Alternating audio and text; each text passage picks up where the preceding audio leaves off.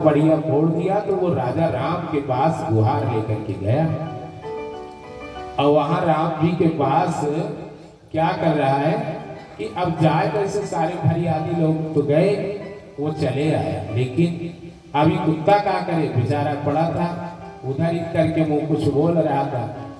राम जी ने लक्ष्मण से कहा, भैया सबकी बात हो गई? हाँ। तो कहा जाके देख लो एक बार। लक्ष्मण जी गए, देखा कोई नहीं था, एक कुत्ता बैठा था। कहा कि कोई नहीं है। अब तो राघवेंद्र सरकार को सब पता है। उन्होंने कहा कि कोई नहीं है। लक्ष्मण जी ने कहा, नहीं प्रभु, एक कुत्ता था। तो कहा जाओ उससे पूछो काहे को आया है। लक्ष्मण जी गए उससे, बोले भैया तू काहे को आया है।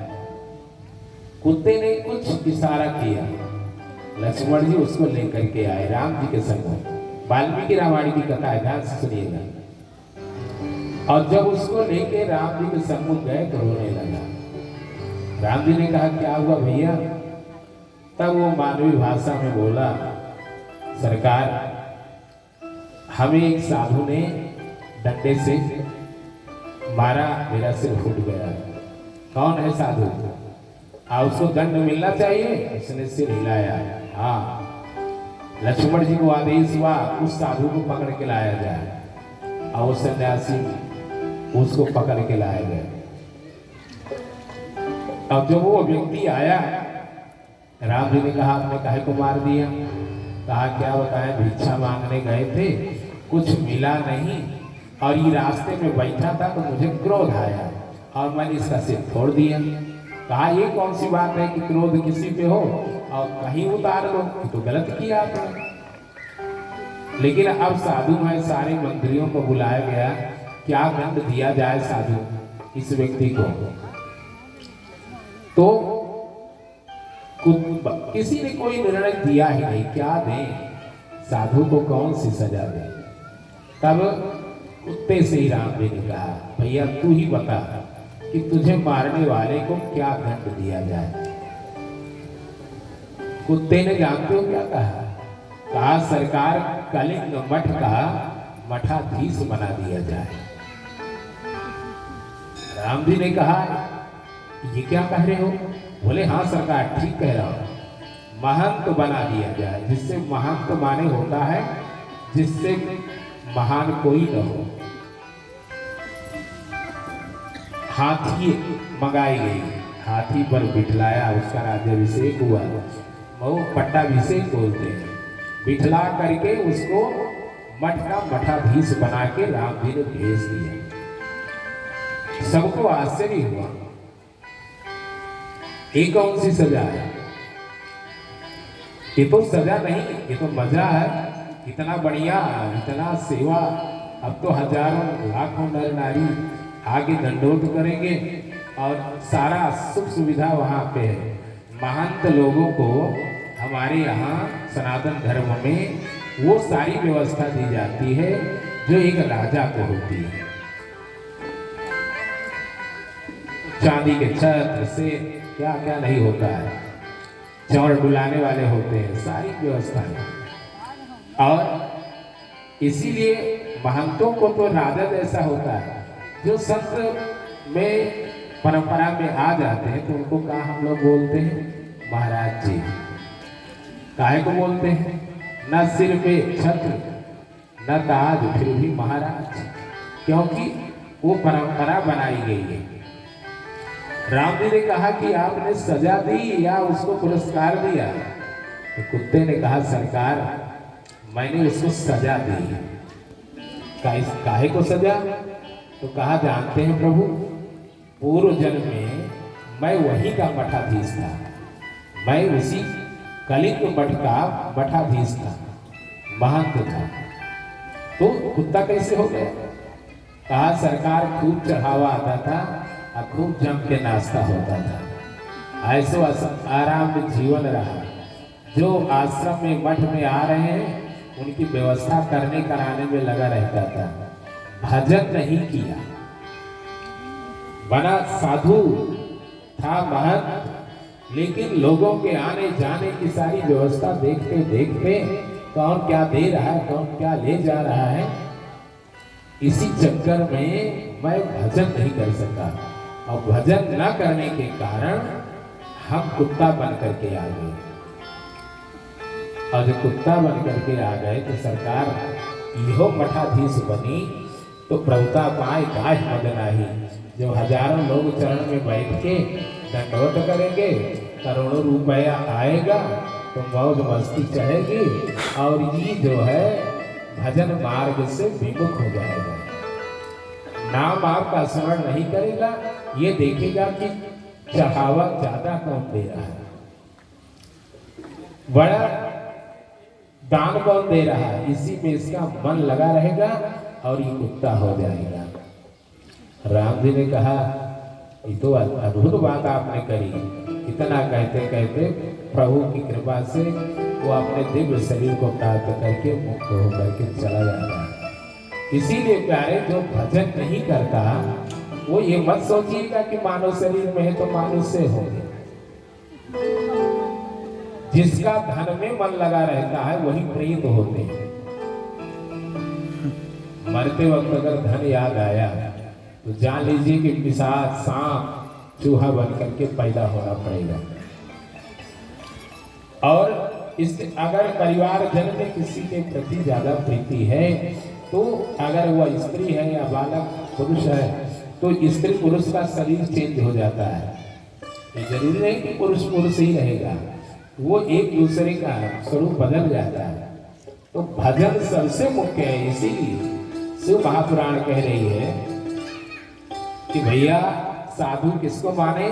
असल में साधु जान लीजिए जो नित्य निरंतर भगवान नाम का जप करे, जो भी अपना आराध्य हो उसका जप करते रहें, और जो जप करेगा तो उसका जीवन धन्य हो जाएगा।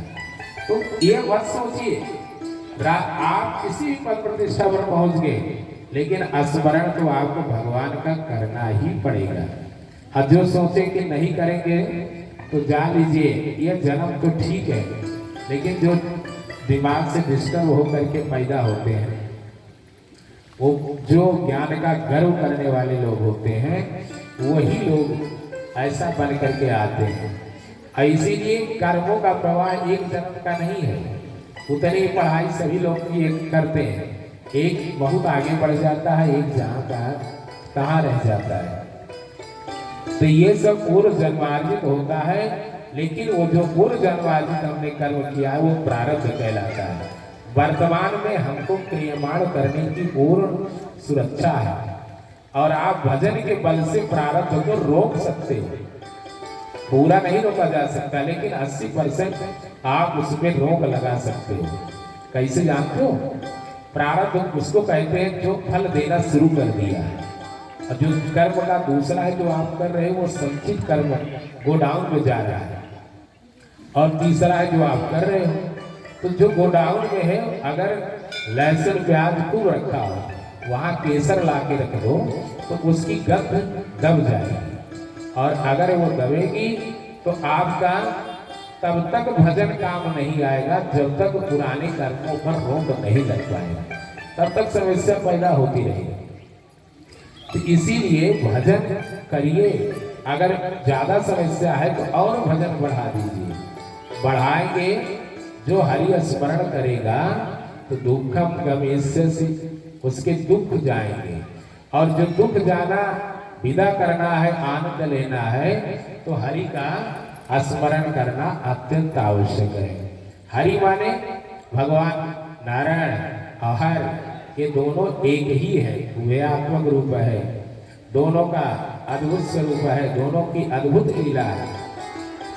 यहाँ पंचाक्षर की मंत्र महिमा है, वहाँ नारायण मंत्र की महिमा है। यहाँ मृत्युंजय मंत्र की अद्भुत महिमा है, मृत्यु से विजय पाने के लिए।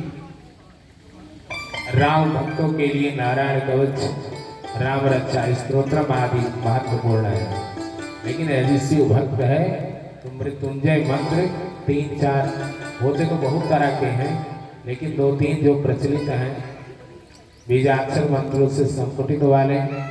फिर जो कल जिसकी व्याख्या हुई, जिसके कारण दधीच वज्रमय शरीर प्राप्त किया, वो त्र्यंबक बीजा कहे वाला मंत्र। और कुछ नहीं आता है तो नमः शिवाय भी करो तो भी मृत्यु पर विजय प्राप्त हो जाती है, क्योंकि शिव मृत्युंजय महारुद्र है।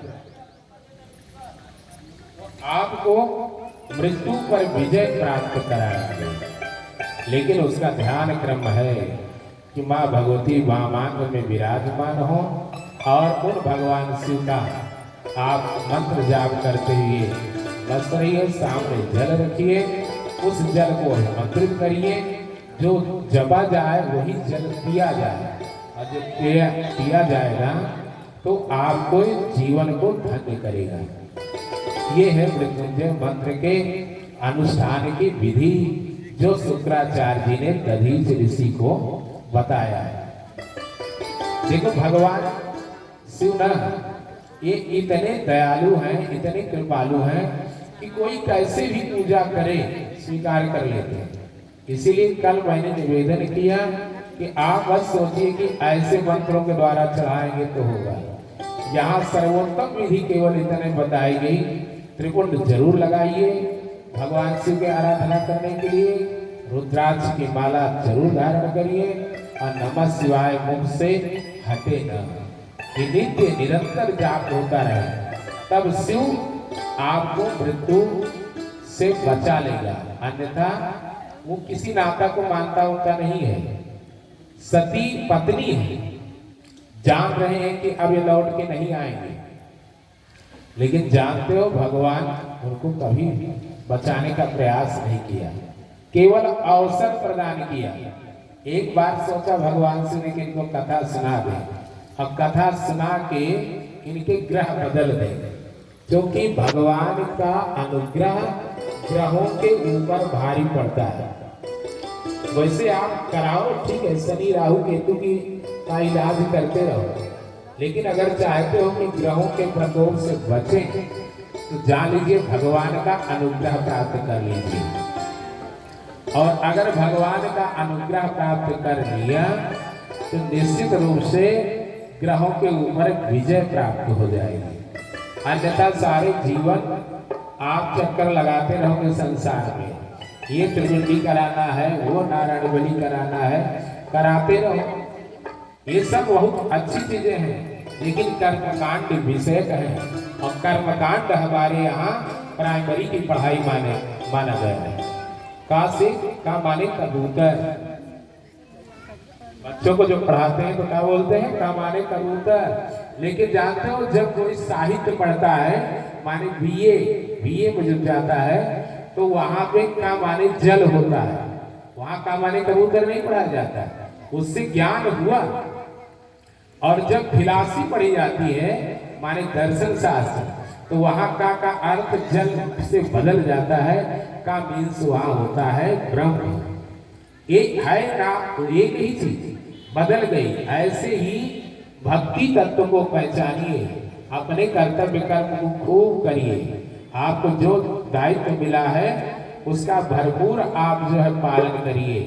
लेकिन भोजन बनाते वक्त, कोई भी कार्य करते वक्त, अगर आपका जो भी आराध्य है उसके नाम को जपते रहिए, और ऐसा करोगे तो भगवान की कृपा मिल जाएगी। एक क्षण भगवान को ना भूलें।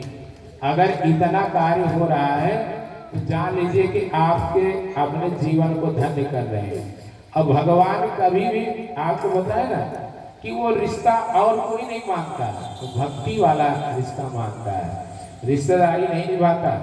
ससुरों जी के सिर कटवा दिया, पत्नी मर रही है नहीं बचाया, लोग कहते हैं अरे ये कहा, किसी संत को कोई परेशानी है तो लोग कहते हैं कि बड़ा बताता था कि ये जब करो वो करो, खुद जो है ऐसा हो गया। अरे शिव जो सारे जीवन जगत को जीवन प्रदान करते हैं, पत्नी को नहीं बचा पाए, हम लोग होते तो यही कहते अरे ये कैसा बाबा है या कैसा मृत्युंजय भगवान है जो पत्नी को नहीं बचा पा रहा है, और इसका हम भजन करके मृत्यु से बचेंगे। नहीं क्या है, भगवान भक्ति का नाता मानता है, और जो भक्ति अगर धारण कर ले तो भगवान उसके लिए सब कुछ करने के लिए तैयार हो जाते हैं।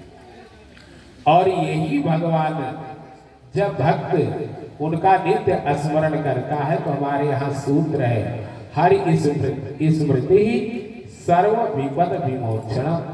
भगवान का स्मरण करना सारी विपत्तियों से छूटने का सबसे सरल उपाय है। ये जान लीजिए, केवल सुनी सुनाई बात नहीं, जो जीवन में अनुभव किया है उसको बता रहा है। जब हमें भी डॉक्टरों ने केम हॉस्पिटल से कह दिया कि आज के बाद तुम्हें जो है मतलब कोई भी सुरक्षा नहीं मिल सकती, करोड़ों रुपए खर्चा कर दीजिए, नहीं ठीक हो सकते। और ये जो चलते थे, हम भी पढ़ने जाते थे डिगो सेंटर कॉलेज में, इसके बाद ये कहा गया कि अभी केवल सामान्य नहीं, बहुत विषम परिस्थितियां आएंगी, बड़ी समस्याएं होती हैं। और प्यारे जानते हो, ज्योतिषाचार्य ने एक लिख करके पहले ही दिया था कि प्रबल विकलांग योग है। तो हमको लगा कि छोटे इतने विकलांग योग माने कि पैर डिस्टर्ब हो जाएगा, हो गया एक पैर, फिर हाथ, फिर दूसरा पैर, दूसरा हाथ, सब बर्बाद हो गया। तब पता चला कि प्रबल विकलांग योग क्या है कि उठाए से उठना, बिठलाने से बैठना। तो विज्ञान ने तो छोड़ दिया कि अब क्या करें। अब जितने भी पैर थे सब में इलाज हुआ, कोई मतलब नहीं, जितनी दवाई उतने और समस्या। अंत में हमारे यहाँ कुछ महापुरुष आया करते थे, योगाश्रम था हमारे जो पिताजी के चाचा माने बाबा जी, वो योगाश्रम चलाते थे।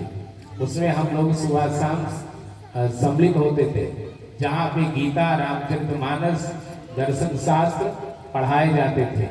उसके लिए रखा था उन्होंने, उनको पैसे देते थे, वो लोग पढ़ते थे। जो आज पतंजलि योग सूत्र पढ़ते हो, ये जो हम प्राइमरी में पढ़ते थे तब हम उसे कंठस्थ था। अति योगानुशासनम से लेके अष्टांग योग का जो है दिव्यतम।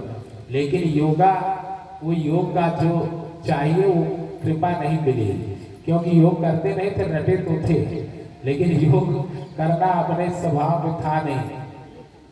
समस्याएं होती गई, वहां संतों का आगमन होता था।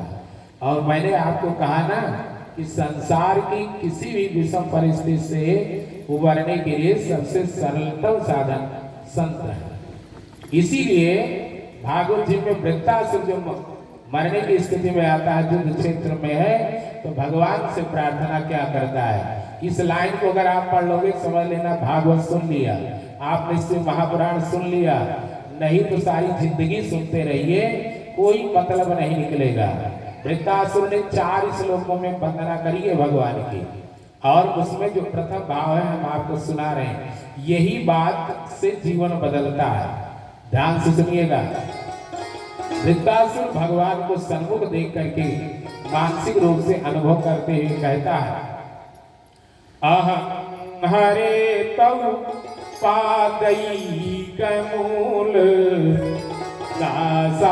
दासानुदासो भवतास्मि भूयः मना स्मरेता सुपते गुणास्ते गृणीत वा कर्म करोति कायः। हरे तव पादैक मूल, हे हरे जो आपके चरण उपासक, उन भक्तों के, उन दासों का दास हो जाए। दास नहीं बनना चाहता, आपका भक्त नहीं बनना है सरकार। बोले फिर क्या चाहते हो? कहा दास, ये जो दास के दास है, मैं भक्तों का भक्त हो जाऊं। और यही सिद्धांत जीवन को बदलता है। जब शत्रुघ्न जी से सीता जी ने कहा था भैया मांग जो चाहिए, क्या चाहिए, तो लक्ष्मण ने दूसरा मांगा, राम सेवा। भरत भैया ने राम प्रेम मांगा था, लेकिन शत्रुघ्न जी ने कहा ये जो राम जी के परम भक्त हैं, साधु संत भरत जी हैं, इन भरत का मैं दास हो जाऊं। सीता जी ने कहा राम जी की भक्ति क्यों नहीं मांगता? कहा नहीं, मेरी माँ इतनी क्षमता नहीं है, हम भक्त के भक्त बनना चाहते हैं। ये राम से प्रेम करते हैं, और जो राम से प्रेम करता है उसकी सेवा में चाहता हूँ। मेरा नाम राम जी के साथ कभी ना लगे, जब भी मेरा नाम आवे तो भरत भैया के साथ आवे। इसीलिए तुलसी ने जो वंदना करी है नाम प्रकरण में, वहां लिखा क्या है सुन लेना ध्यान से। ये भागवत के उसी श्लोक की व्याख्या है। वहां लिखा गोस्वामी जी ने कि रे कोसो ताना पद कमल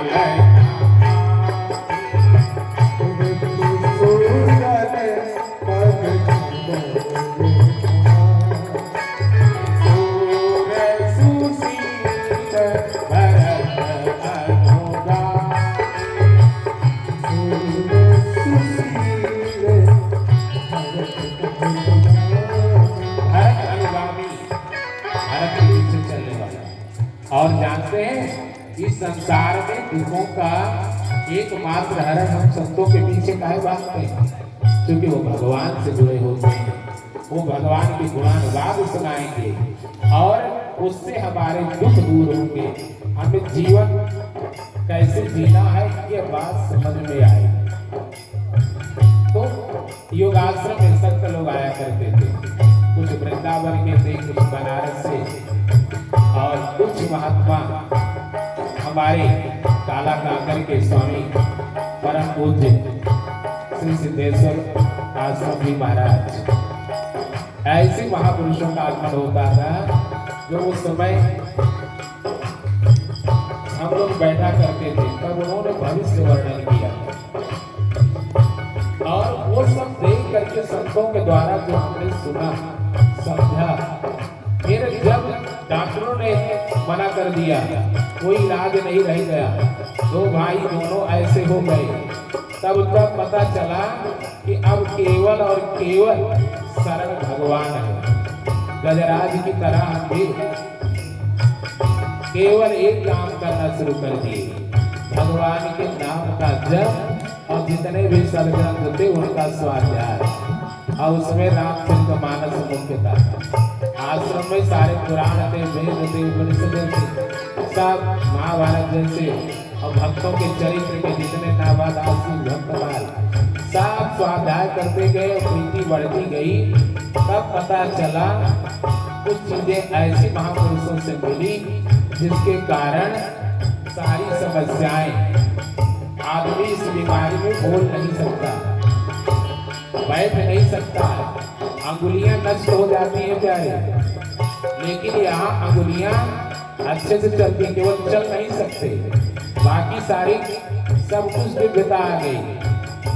कि केवल इन्हीं जो शास्त्रों ने लिखा था उन सब वस्तुओं को सेवन करने पर, संतों की सेवा और उनके द्वारा बताए मार्ग का जो अनुसरण करने के बाद ये सब दिव्यता जीवन में आ गई। और यही बात आपको ईमानदारी से बता रहा हूं। न जाने कितने लोगों को कुंडली में तो लिखा था कि संसार की कोई वस्तु नहीं मिलेगी, लेकिन भगवान ने सब कुछ दिया और ये जानते हो कोई सुख नहीं मिलेगा। इतना भयंकर किसी का ग्राम वादा नहीं लिखा है, मृत्यु योग पहले ही था, अभी तक चल गए। इस बीमारी में वैसे लगभग 21 साल से ज्यादा कोई जीता नहीं है, आप लोग 45वां पार हो चुके। तो डबल अगर लाभ मिल गया तो होना है वो तो हो, उसकी बात नहीं है, लेकिन ये है कि भगवान से जुड़े उसका लाभ क्या मिला, दुख में भी जीने का मार्ग मिल गया। एक विकलांग व्यक्ति से कोई बात करना नहीं चाहता समाज में, लेकिन यहाँ हजारों हजार लोग अपने पास हैं, नेता मंत्री से लेकर के यशवी डीएम न जाने अधिकारी, छोटे बड़े नर नारी, जिनका नाम याद करें तो 2-4-10 दिन बतावे तो पता चले। ये काहे को मिला, केवल भगवान से जुड़ गए जाए। इसीलिए भगवान से संबंध बनाइए, भगवान से संबंध बनाओगे तो भगवान आपको सुरक्षा प्रदान करेंगे। और ये बात ध्यान रखिए, जैसे घड़ा है, आप जल भर के चलो तो वजन पड़ेगा, लेकिन जल में है और उसको खींचो बड़ा आसानी से उठता है। ठीक इसी तरह आप कितना ही बड़ा दुख हो, आप भगवान से लग जाओ वो दुख भी छोटा हो जाएगा। और दुख दूर करने का एक ही साधन है कथा। अनुष्ठान से भी अनंत गुना फल है कथा का, इसीलिए कथाओं का आयोजन हमारे यहाँ किया जाता है। हनुमान जी ने भी सीता जी के दुख को देखा तो वो भी अनुष्ठान करवाते नहीं करवाए। क्यों नहीं करवाए? उन्होंने एक मंत्र पढ़ा, रामचंद्र गुण भरे नहीं लागा,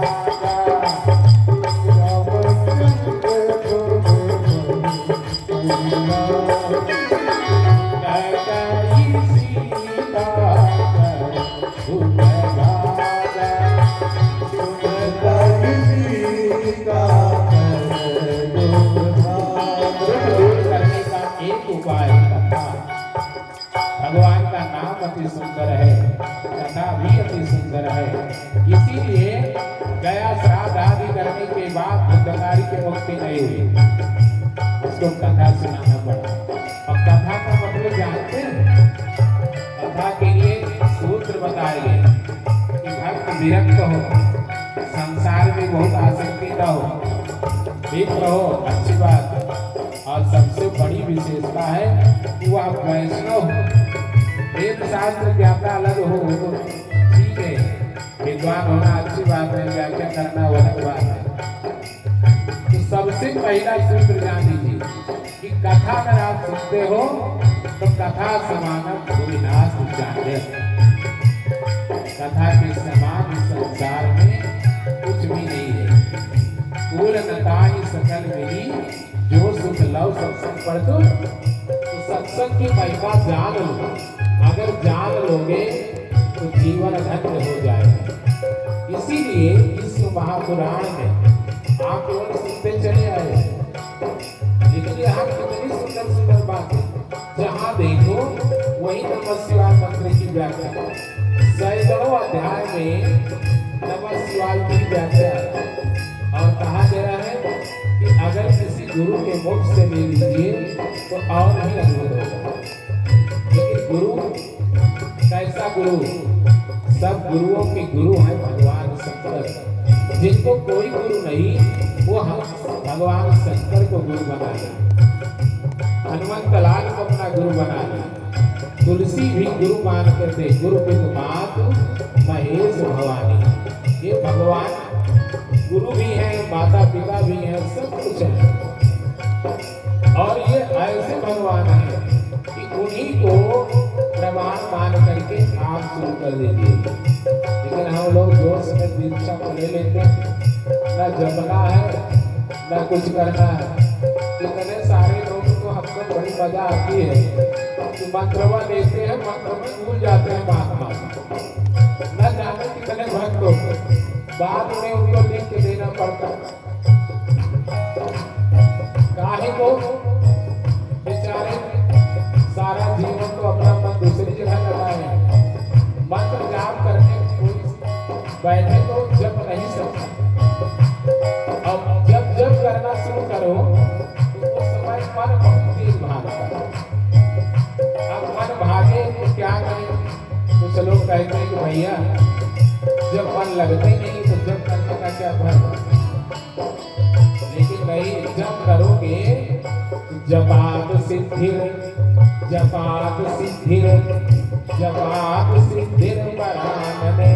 भगवान शंकर कह रहे हैं जब करो, बस जब करो सिद्धियां मिलेंगी। कहा कि सबको तो नहीं मिलती, कहा देखो हाथ दान लेने में लगे हैं तो हाथ की शक्ति चली जाती है, मन विषय चिंतन में लगा होता है तो मन की भी शक्ति नष्ट हो जाती है। और जीवा दूसरों का अन्न खाते खाते तो दग्ध हो जाती है, तो कथम सिद्धिर वरानने। भगवान शंकर कहते हैं इसीलिए मंत्र जाप करने वाले उनको सिद्धियां नहीं मिलती। अब सिद्धियां क्यों नहीं मिलती? 3 कारण से बताया। और ये तीनों है जीवन के किसी न किसी रूप में। मन हमारा विषय में चल रहा है, अनुष्ठान करने के लिए आप आचार्य को बुलाइए। भोजन पानी में कमी आ गई तो आचार्य को क्रोध आ सकता है। दक्षिणा कम मिली तो भी बेचारा सोचेगा ससुराल रात दिन मर गए, जाते वक्त उसने ऐसा किया दैया कि गया काम से, फल नहीं बहुत धन लगेगा। लेकिन अगर सांगोपांग अनुष्ठान हो, जो नियम है आचार्य के प्रति सामान्य भावना न रखें, दिव्य भगवत भाव रख करके उनकी सारी व्यवस्था को ध्यान में देते हुए यदि आप अनुष्ठान करवाते हैं तो उसका पूर्ण फल मिलेगा। और फल उसको मिलेगा जो गायत्री जप करता है। आप सोचेंगे जैसे चला परंपरा जप वाली कि कहीं भी विद्यालय में जब चल रहा था, तम्बाकू खाने वाले लोग, चौराहे पर ताश खेलने वाले लोग माला लेकर के पहुंच गए थे और दक्षिणा खाते में आ रही। ऐसे जप वाले की बात नहीं, जो सात्विक वृत्ति में रहता हो, दूसरे जो गायत्री मंत्र का जप करता हो। रुद्राभिषेक किससे कराए? जो स्वयं रुद्राभिषेक करता हो।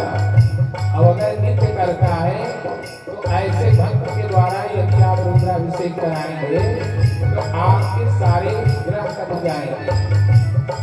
इसीलिए नाम को आश्रय लेकर के भगवान की शरणागति लीजिए, और भगवान की जब शरणागति लेंगे तब भगवान कृपा करते हैं।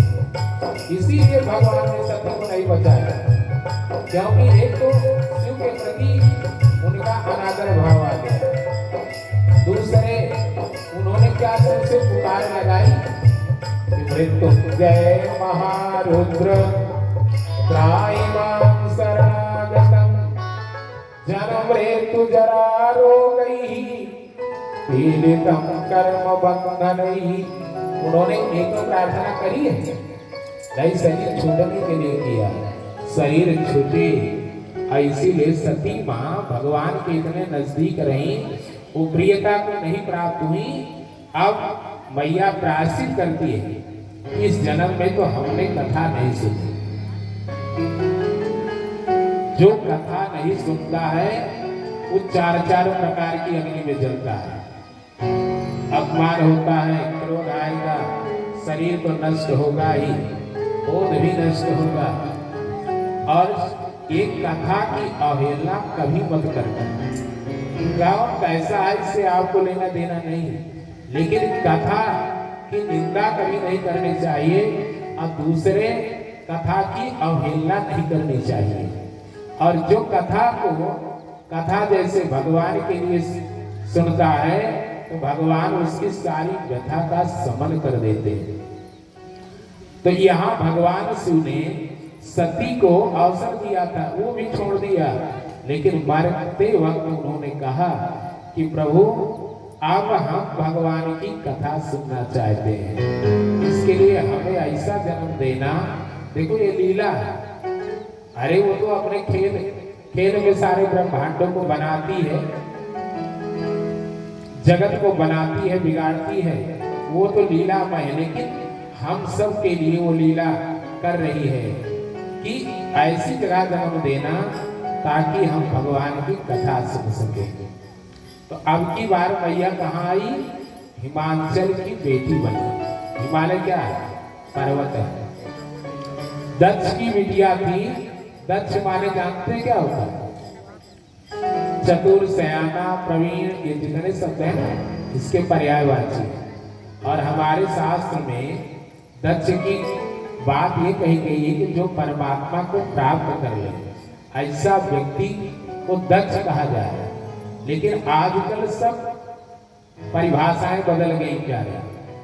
एक शब्द है कुशल, कुशल, प्रवीण, दक्ष, ये सब पर्यायवाची है, समानार्थक शब्द है।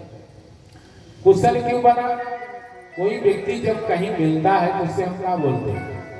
ये कहते हैं कि आप प्रवीण हो, आप दक्ष हो, आप सयाना हो, आप चतुर हो।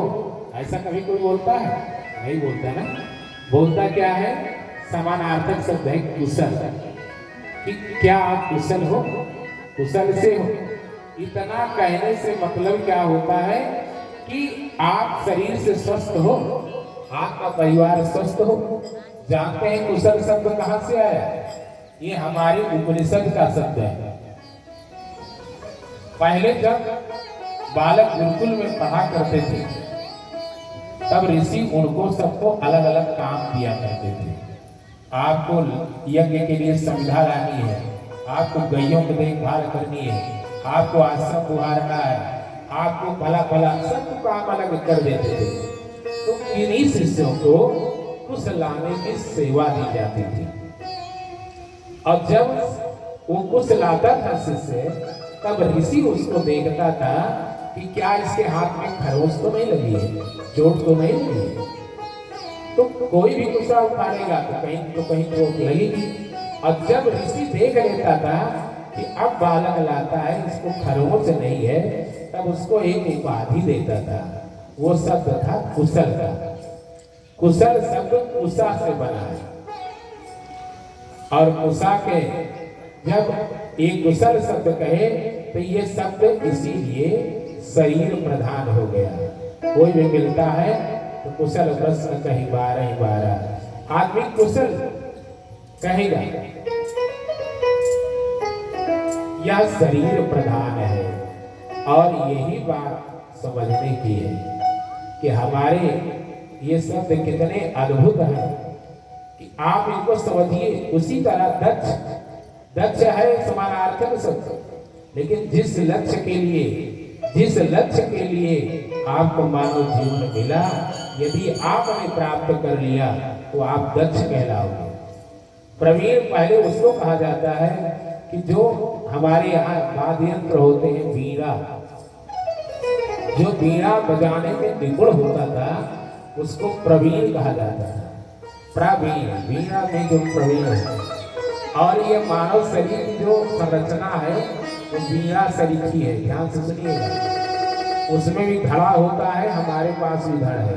उसमें एक गोला मुंडा लगा होता है, सिर अपना है, और 3 लकड़ियां लगी होती हैं जो दोनों को जोड़ती हैं, वो हमारे गला है। वीणा से भी स्वर निकलते हैं, और हम लोगों में भी स्वर है कि नहीं है? स्वर ब्रह्म विभूषिताम। और ऐसे जो स्वर ब्रह्म को गाने के बाद जिसके अंतरात्मा का तार परमात्मा के श्री चरण से जुड़ जाते हैं, उसको प्रवीण कहा जाता था। और हम लोग भजन नहीं कर रहे हैं, हम मस्ती संसार में है, छूट जाने वाला है निश्चित रूप से।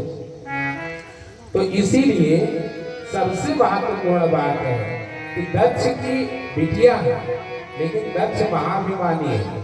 वो लक्ष्य के बजाय भटका हुआ है और बहुत कुतर्क करती थी माँ। अब हिमालय की बेटी बन के आई, अडिग बन करके आई, लेकिन ऐसे नहीं आ गई। कल हमने आपको सुनाया ना कि वो पितरों की 3 मानसी कन्याएं जो सनकादि को देख करके प्रणाम नहीं करती। एक बात जान लीजिएगा, आपको 2 उदाहरण दे रहा हूं। एक अवध का साम्राज्य है, दूसरे रावण का साम्राज्य। अवध साम्राज्य को दशरथ का राज्य माना गया और रावण के साम्राज्य को दशमुख का साम्राज्य। वहां भी 10, यहाँ भी दशरथ, वहां दशमुख। दोनों जगह 2 संत आते हैं। दशरथ के यहाँ जो विश्वामित्र नाम का संत आता है, तो उन्होंने किया क्या? पहले चरण धुला, फिर आसन पर बिठलाया, फिर नाश्ता पानी कराया। जब वो खा पी करके लेट गए, चरण गावते हुए तब पूछते हैं कि महाराज आपका आगमन कैसे हुआ? और रावण के यहाँ, दशमुख के यहाँ भी एक संत गया है। कौन? अब मोहि भरोस हनुमंता, बिनु हरि कृपा मिलई नहीं संता। हनुमंत लाल जो परम संत है, ऐसा संत गया। स्वयं शिव आए और रावण के सन्मुख जब कथा सुनाने लगे तो कहा था मिला हम ही कभी गुरु बड़े ज्ञानी। और ज्यादा बोले तो कहा कि प्राण दंड दो। और प्राण दंड की बात आई, वो विभीषण आए, बचा दिए। तब क्या हुआ? एक संत का स्वागत कैसे कर रहा है? दूसरा भी राजा है, वो ये कह रहा है कि बड़े ज्ञानी गुरु बनते हो, हमको बताने आए, तेरी मृत्यु आई है। देखो प्यारे, यही दो अंतर है कि रावण को पांच भौतिक हर वस्तुओं पर विजय प्राप्त थी, ग्रहों पर विजय प्राप्त थी, लेकिन लंका कैसे जली? अनाथ कर जैसा, ऐसे जली जैसे किसी अनाथ का घर उजड़ रहा, कोई भी सुरक्षा नहीं बन पाई। और संत के सेवा में रहे महाराज दशरथ दिया दो बेटे को, ध्यान से सुनिएगा, यह बात जान जाओगे तो जो कथा के लिए कुछ मांगने जाते हैं उनमें आप कमी नहीं करोगे।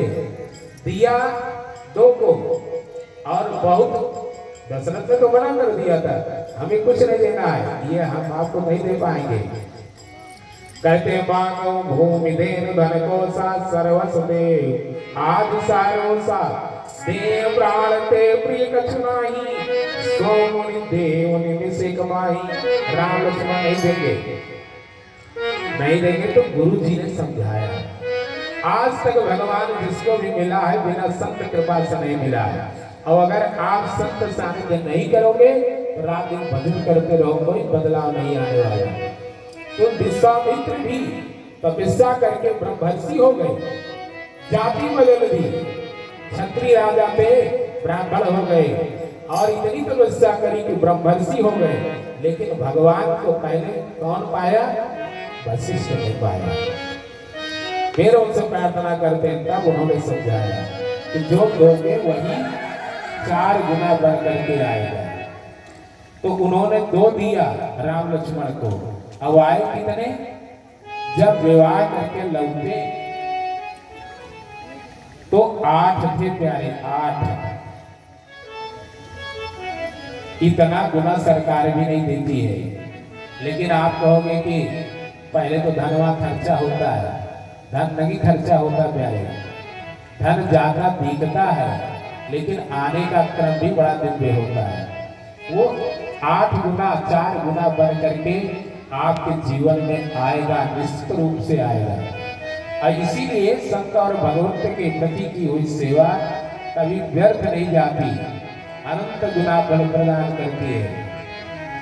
तो वो तीनों पितर कन्याएं उन महात्माओं को देखने के बाद प्रणाम बंधन नहीं किया, कुछ नहीं कर सकते, तो हम सिर्फ तो झुका सकते हैं। लेकिन सनकादिक भी भगवत इच्छा से उन तीनों को श्राप दिया। बड़ी कहा कि तुम मानसी कन्या बन जाओ, और मानसी कन्या जो बड़ी वाली थी वो जो क्षमा याचना करी तो भगवान ऋषियों ने कहा तुम हिमाचल पत्नी बन के पैदा होगी।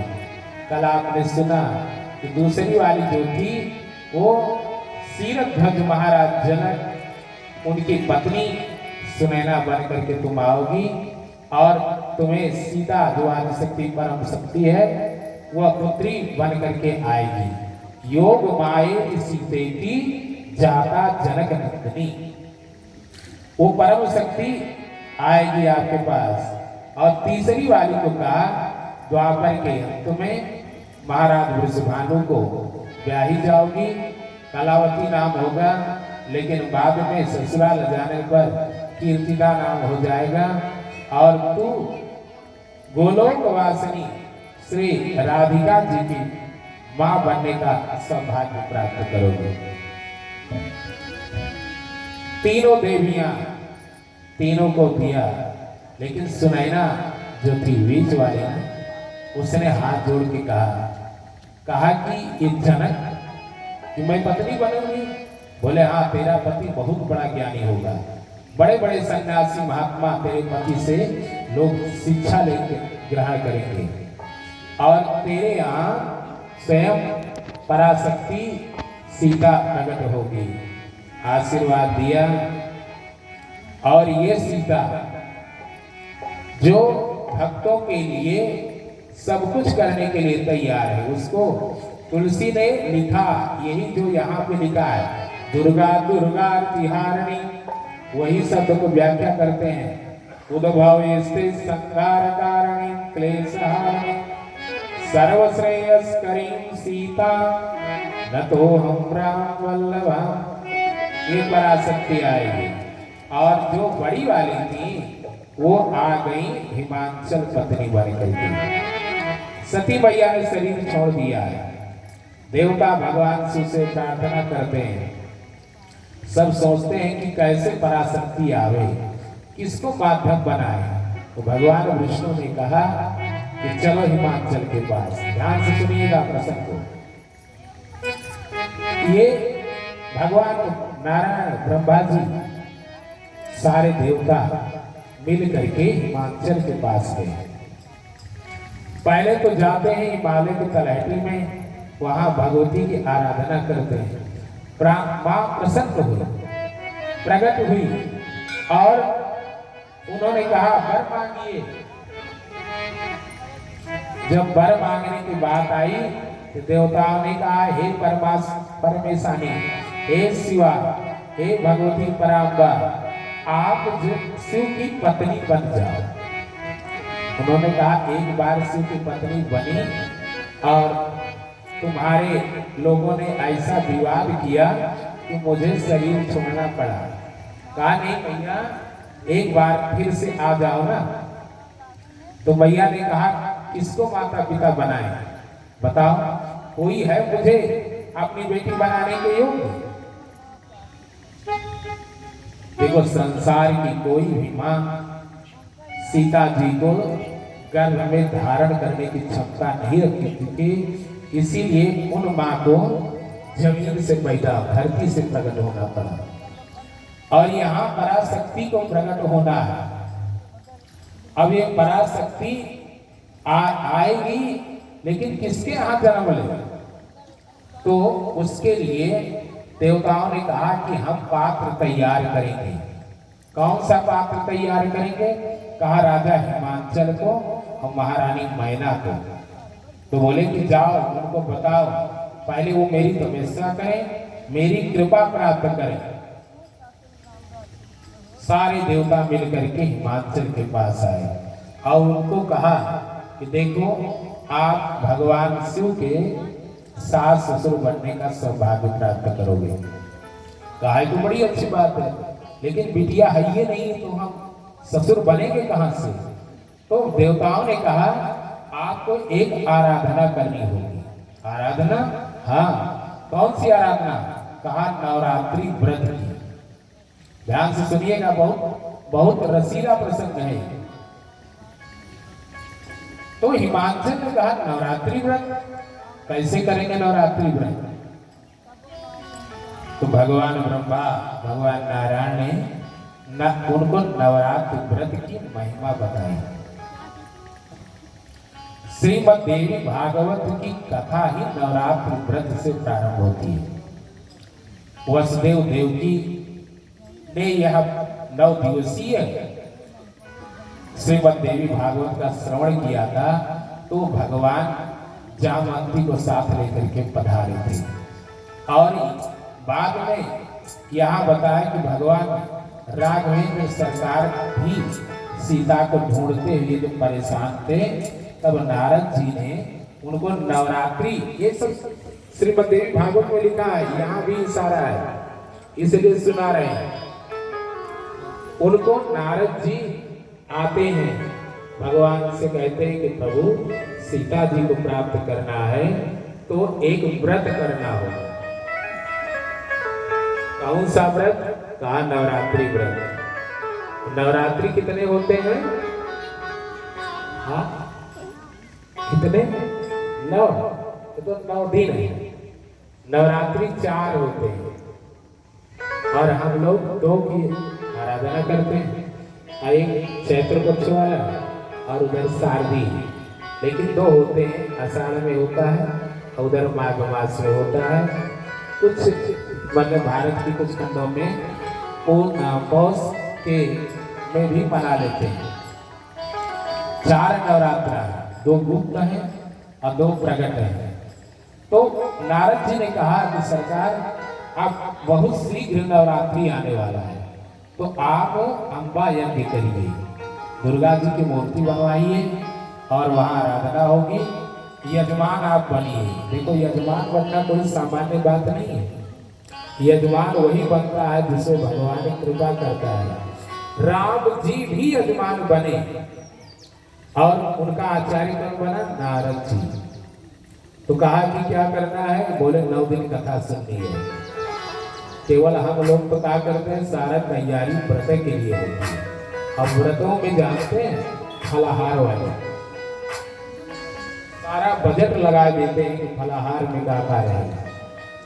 वही हम कहू है व्रता ही बड़े रही थे ना कि बढ़िया वो कचौड़ी मिलत का है सिंघाड़ा वाली। बड़ा मजा आवत है लोगों के खाए। हमारे मामा जी बैठा है उसको सभी खिलावत है। ये बड़े याद आई है। तो आप जानते हो हमारा सारा ध्यान इधर उधर रहता है, जबकि नवरात्रि में कथा श्रवण की महिमा है।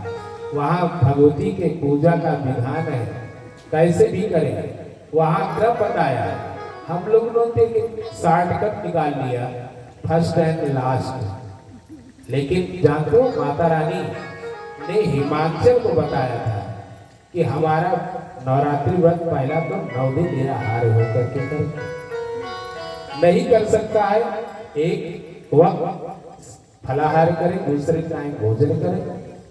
अगर नहीं चल रहा है तो दोनों टाइम फलाहार करें। नहीं जैसे भी मन पड़े, कुछ न पड़े तो हमारी पूजा करें और कथा का श्रवण करें। नवरात्रि व्रत पूरा हो जाए तो भक्त ने कहा कि अगर 9 दिन ना कर सके तो मैया ने कहा कि 9 दिन नहीं कर सकते हो तो ऐसा करो 3 दिन करो, सप्तमी, अष्टमी और नवमी। लेकिन ये भगत और चलाक था, इसने कहा अगर 3 दिन छूट जाए तो भैया ने कहा अब इसको क्या बताएं। कहा एक तिथि आती है चतुर्दशी, चतुर्दशी को व्रत कर लेना, मेरे सप्तशती का पाठ कर लेना, जीवन धन्य हो जाएगा।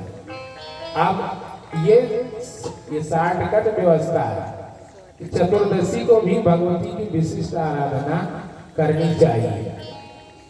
और चतुर्दशी की महिमा से महापुराण में भी बहुत लिखी है।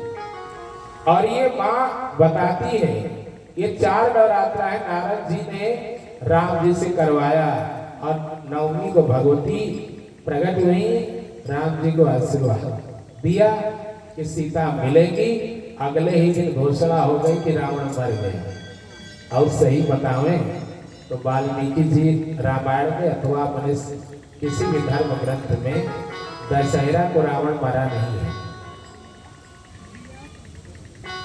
आश्चर्य लगे तो घबराइएगा नहीं, शास्त्र उठा करके देख लीजिएगा।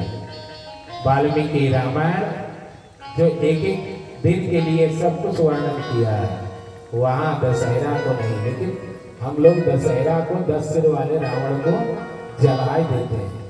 काहे कर देते हैं? क्योंकि माँ ने कह दिया था कि अब विजय मिल जाएगी, आप जीत जाओगे। तो इसीलिए उसी दिन भगवान राम ने यात्रा प्रारंभ करी थी। विजय मान लिया गया कि जब पराशक्ति ने कह दिया तो अवश्य अवश्य हो जाएगा।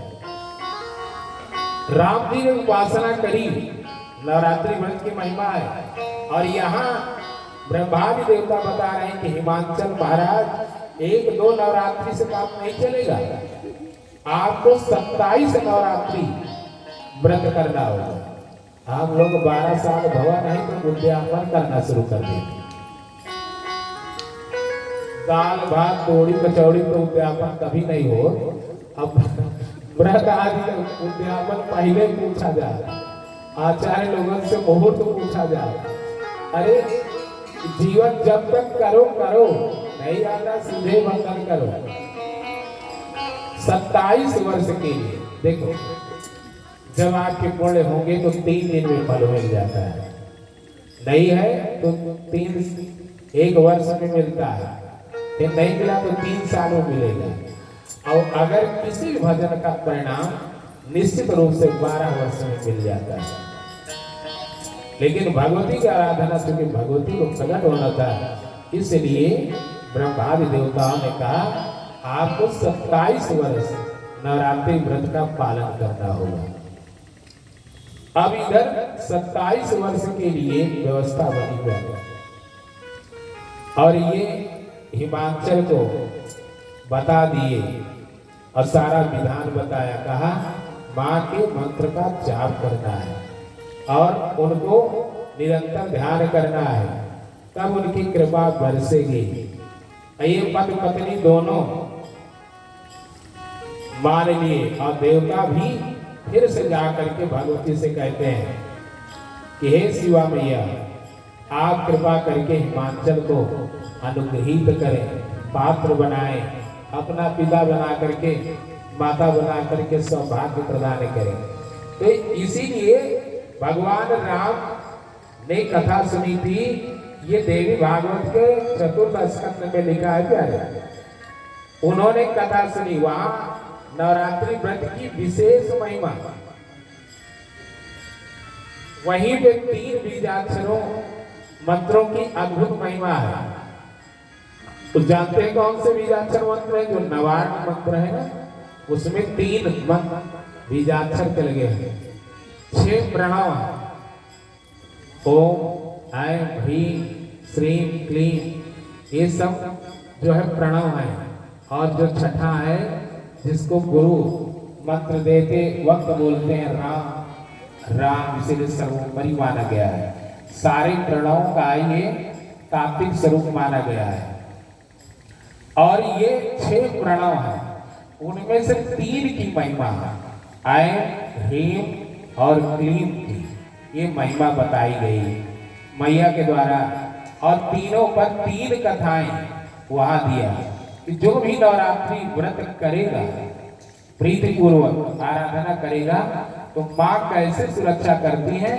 आप ध्यान से सुनिएगा, कितना अद्भुत प्रसंग कि महाराज सूर्य वंश में एक महाराजा हुए, उन्होंने 2 ब्याह किए। ये दशरथ अयोध्या के राजा थे और वो एक शेर सिंह की सवारी, सिंह का शिकार करने के लिए गए।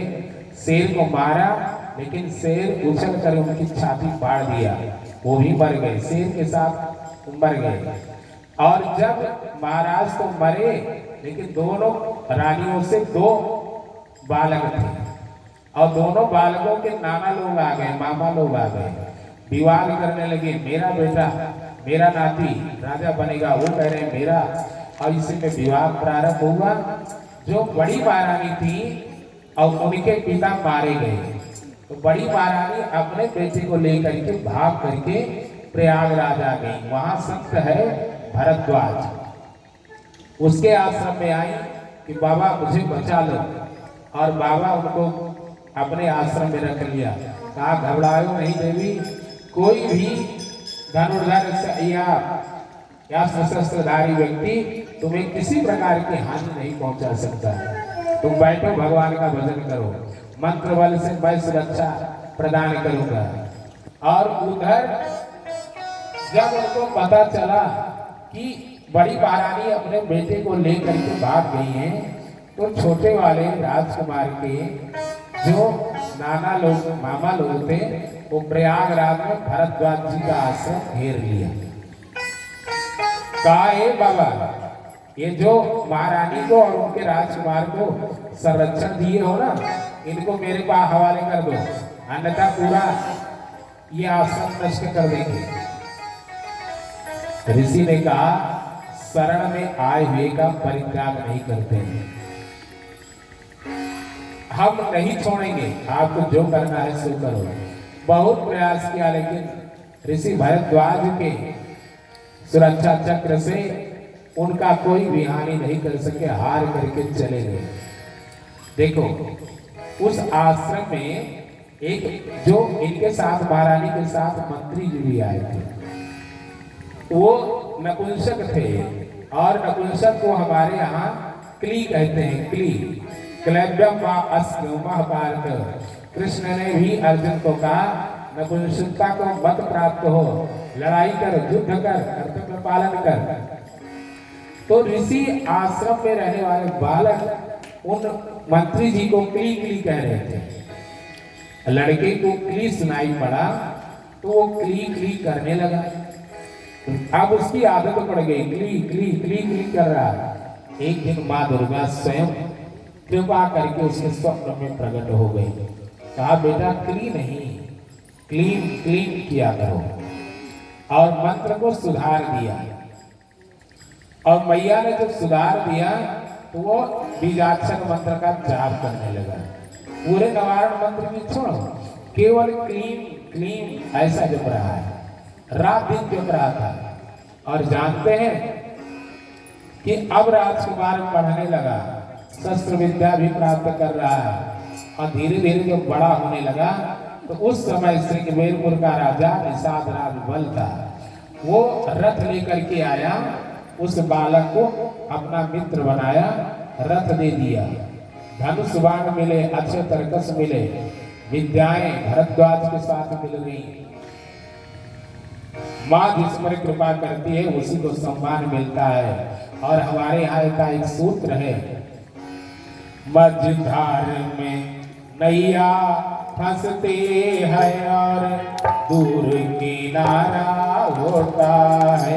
मझधार में नैया फंसते हैं और दूर किनारा होता है। उस वक्त दुखे दे वो के लिए भगवान सहारा होता है।